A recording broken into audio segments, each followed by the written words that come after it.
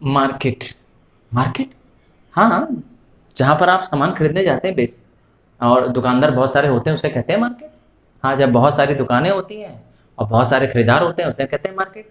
हाँ, ये market economics में नहीं है।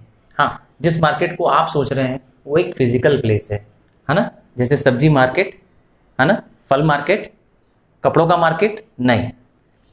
इकोनॉमिक्स में मार्केट वो नहीं है।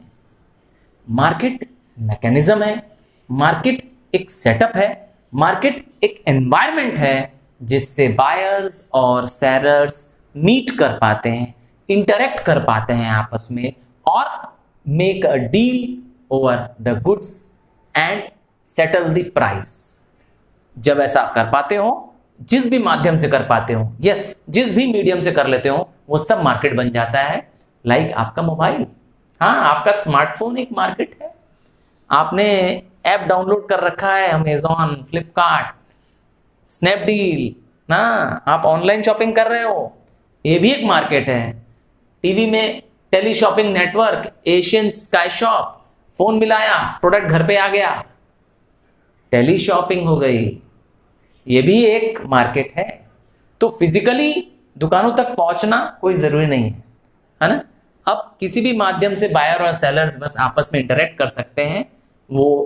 वो माध्यम, वो मीडियम, वो सेटअप जिनसे बायर सेलर मिलते हैं को कहा गया है मार्केट।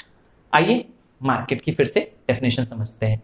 तो in ordinary sense market means a physical place. Yes, ordinary भाषा में मार्केट को एक प्लेस माना गया है जहां पर goods are bought and sold, जैसे share market, fish market, cloth market. हाँ, चांदनी चौक एक बहुत बड़ा मार्केट है, जिसका नाम सुना ही आपने, ठीक है ना।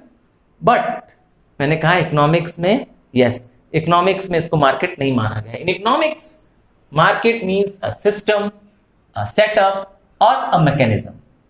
कैसा mechanism? By which buyers and sellers are able to interact, able to talk, able to discuss and make a deal about the price and quantity to be bought and sold।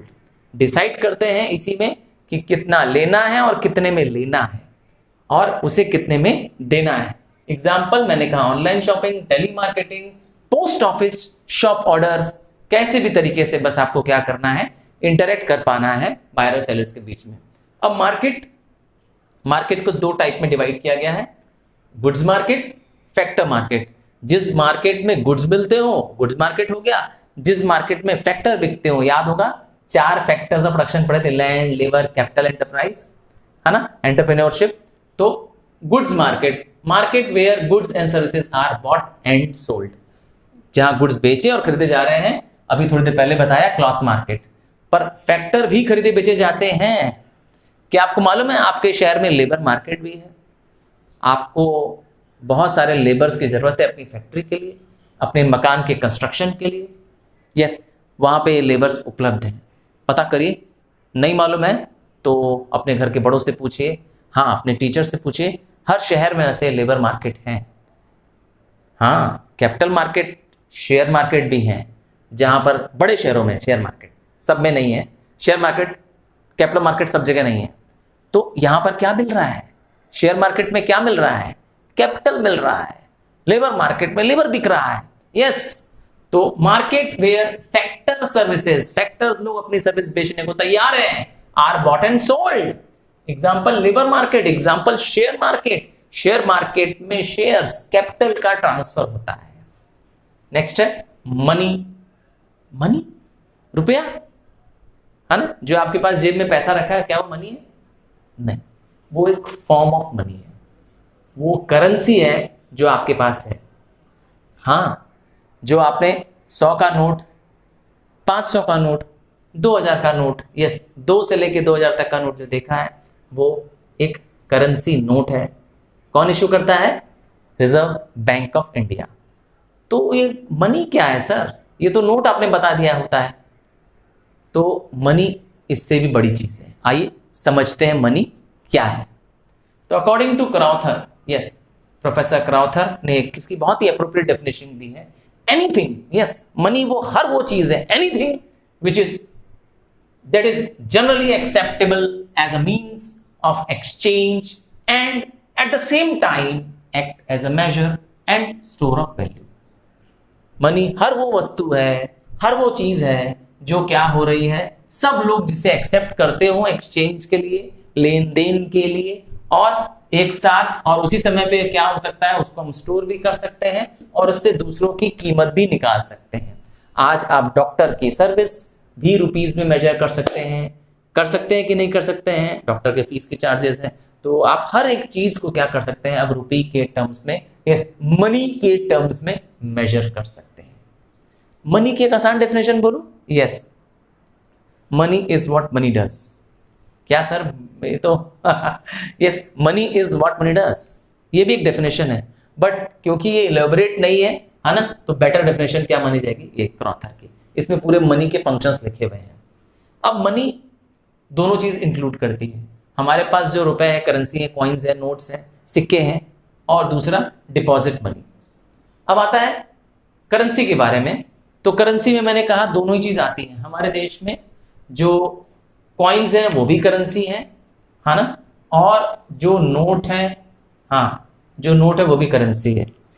Coins कौन issue करता है हमारे देश में, coins issue करता है finance secretary government of India. Government के पास जो फाइनेंस डिपार्टमेंट है वो इशू करता है। यस, कहां से क्या क्या करेंसीज इशू करते हैं हमारे देश में, 1 का सिक्का, 2 का सिक्का, 5, 10 के सिक्के हैं, है ना। और करेंसी नोट्स कौन इशू करता है, आरबीआई। आरबीआई का हेड कौन होता है, गवर्नर, और करंटली गवर्नर कौन है, शशिकांत दास। हाँ, तो 2 से लेकर के 2000 तक के सारे नोट्स, यस 2 से लेकर 2000 तक के सारे नोट्स कौन इशू करता है, आरबीआई। Got it. अब आता है डिपॉजिट मनी, तो मैंने कहा करेंसी भी मनी के अंदर आता है, डिपॉजिट मनी जिसको हम लोग बैंक मनी के नाम से भी जानते हैं, अर्थात जो पैसा आपका मेरा बैंक में जाके जमा है। बैंक यूजुअली 4 टाइप के डिपॉजिट्स करती है, हाँ 4 टाइप के deposit, saving deposit, current deposit. Saving deposit आम आदमी का डिपॉजिट है, करंट डिपॉजिट सिर्फ फर्म का डिपॉजिट है, इसका मेरा और आपका अकाउंट नहीं खुलेगा, सिर्फ फर्म्स का खाता खुलेगा, हाँ सिर्फ फर्म्स का, बिजनेस फर्म्स का। इन दोनों को हम लोग कहते हैं चेकेबल डिपॉजिट्स। चेकेबल इसलिए क्योंकि इन दोनों में चेक मिलता है, हाँ इन दोनों को चेकेबल डिपॉजिट्स कहते हैं, क्योंकि इन दोनों में आपको क्या मिलेगा, चेकबुक मिलेगी जिससे आप पैसा जब चाहे तब निकाल सकते हैं। और दूसरा है रिकरिंग डिपॉजिट और फिक्स डिपॉजिट। रिकरिंग डिपॉजिट में आप एक सेम अमाउंट बार बार जमा कर सकते हैं और एक फिक्स्ड टाइम बाद उसको वापस पूरा पैसा एक बार में ले सकते हैं, नाम हो गया रिकरिंग डिपॉजिट। और फिक्स डिपॉजिट, 1 डिपॉजिट 1 विड्रॉल, और एक फिक्स टाइम पीरियड के बाद। इन दोनों को हम लोग कहते हैं non checkable deposit, time deposit इसे बोलते हैं, ठीक है। तो अब ये फैसिलिटीज हमको बैंक भी, ये बैंक ये टाइप के अकाउंट्स हमें बैंक ही देती हैं। अब आता है इनकम। तो मनी और इनकम तो आप समझते थे एक ही है ना, नहीं नहीं नहीं, मनी और इनकम एक चीज नहीं है, दोनों ही अलग अलग चीजें हैं। Income means flow of good और सर्विसेज या फ्लो ऑफ मनी। सर ये flow of good and services कैसे इनकम है, मैं समझाऊं।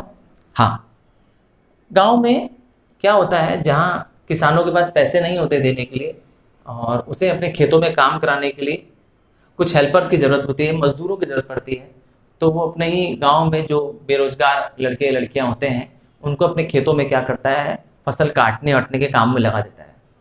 जब फसल कट जाती है तो क्योंकि उसके पास पैसे तो होते नहीं देने के लिए, काम पे तो लगा रखा है, इनको क्या देता है बदले में, हाँ सही पहचाना, जो फसल उन्होंने काटी है उसमें से ही कुछ हिस्सा उसको दे देता है। अगर उसने 50 बोरे अनाज काटे हैं, गेहूं काटा है, तो ठीक है 2 बोरे गेहूं तुम रख लो, तुम्हारा मेहनताना। तो फ्लो ऑफ क्या मिला, गुड्स और सर्विसेज मिली, वो भी इनकम है। ये कब अप्लाई होगा, जब एक बार्टर इकोनॉमी होगी, जहाँ गुड्स के बदले गुड्स एक्सचेंज हो रहे हैं या सर्विस के बदले गुड्स एक्सचेंज हो रहा है। और दूसरा flow of money normal economy में, आप किसी के यहाँ जॉब कर रहे हैं, यस आप बैंक में, यस तुम बैंक में क्या कर रहे हो, सर्विस कर रहे हो, बैंक में तुम्हें क्या मिलेगा, फ्लो ऑफ मनी, सैलरी मिलेगा कि नहीं मिलेगा, तो हो गई तुम्हारे लिए इनकम। तो flow of money in an economy over a specific time, yes एक निश्चित समय सीमा के अंदर जितना पैसा तुम्हें मिलेगा वो तुम्हारी इनकम मानी जाएगी। क्लियर। अब इनकम भी दो टाइप की है, फैक्टर इनकम और नेशनल इनकम। हाँ, फैक्टर, चार फैक्टर्स का हमने डिस्कस कर चुके हैं। इकोनॉमी में चार फैक्टर्स हैं, लैंड है, लेबर है, कैपिटल है और एंटरप्रेन्योरशिप है। और चारों फैक्टर्स अपनी फैक्टर सर्विसेज के बदले फैक्टर इनकम्स मांगते हैं, रिवॉर्ड मांगते हैं। लैंड को चाहिए रेंट, लेबर को चाहिए वेजेस या सैलरी, कैपिटल को चाहिए इंटरेस्ट और एंटरप्रेन्योरशिप को चाहिए प्रॉफिट। याद है ना सारा? ये सब डिस्कस कर चुका हूं। नहीं ध्यान है फैक्टर ऑफ प्रोडक्शंस और उनकी सर्विसेज के बारे में, तो यस टाइप करिए बेसिक कंसेप्ट्स पार्ट 1, आपको मिल जाएगा।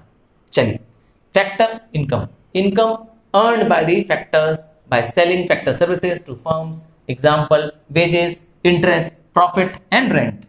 अब आता है नेशनल इनकम। ये कैसे नापेंगे सर? पूरे देश की इनकम कैसे नाप लेंगे? टेंशन लेने की जरूरत नहीं, आसान तरीका बताता हूं। The final value of, yes, the final value of good and services produced by the normal residents of a country in a year.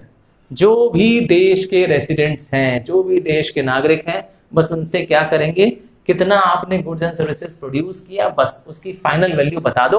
कौन सी? इंटरमीडिएट वैल्यू नहीं चाहिए, फाइनल वैल्यू चाहिए।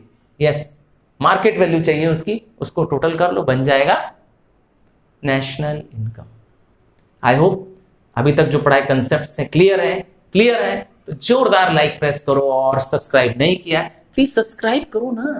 कैसे पता चलेगा कि यस, कि आपको मेरे वीडियो समझ में आ रहे हैं? देख करके आपने अगर इस चैनल को हटा दिया सामने से, तो मेरी मेहनत, मुझे लगेगा कि शायद मैं कहीं कमज़ोर पड़ गया। तो मुझे यकीन दिलाइए कि यस, आपको समझ में आ रहा है। और सिर्फ अपने पास ही मत रखिए, अपने क्लासमेट्स जो आपकी तरह ISC कॉमर्स में हैं, उनको भी ये वीडियो जरूर जरूर जरूर शेयर करिए, because your sharing is caring for me as well. आप समझ लीजिए मेरी मदद कर रहे हैं, ताकि मैं ज़्यादा तक लोगों तक पहुँच पाऊँ, ज़्यादा आपके फ्रेंड्स तक पहुँच पाऊँ और उनको ये कंसेप्ट्स ईजी से ईजी लैंग्वेज में समझा पाऊँ। और इसी विश्वास के साथ कि आप अपने फ्रेंड्स को, क्लासमेट्स को वीडियो जरूर शेयर करेंगे।